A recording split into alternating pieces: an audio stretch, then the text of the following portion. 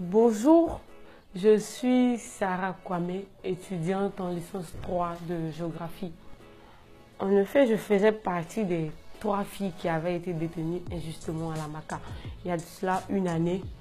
Et après 1 an, je suis là pour vous donner de mes nouvelles, pour vous expliquer un peu comment ça s'est passé.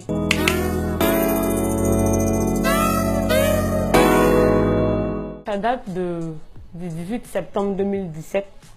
J'étais là un matin dans ma chambre lorsqu'il y avait une manifestation des fétiches contre les frais annexes dans les lycées et collèges. Donc le matin, il y a la police qui est arrivée, il y avait une bagarre, disons, entre la police et les fétiches.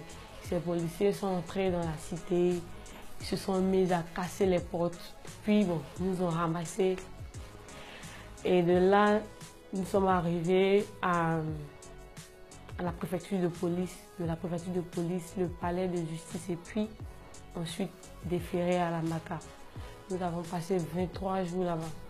J'avoue que c'était pas facile, c'était vraiment difficile à la Maka. La vie là-bas, c'était pas facile. Et après 23 jours, on a été libérés sans jugement. Bon, l'essentiel est fait, nous sommes libérés. Peace in Campus, elle était la seule, je dirais, c'était la seule association féminine, la seule organisation féminine à nous apporter leur soutien. Elle était présente, elle a toujours été présente durant ces 23 jours. Après ces 23 jours, je ne finis pas de lui dire merci. Mais en dehors de ça, les femmes, je me demande où étaient les femmes en fait. Des jeunes filles ont été incarcérées, des jeunes étudiants ont été incarcérés. Je sais qu'en Côte d'Ivoire, il y a de grandes dames, il y a de grandes femmes.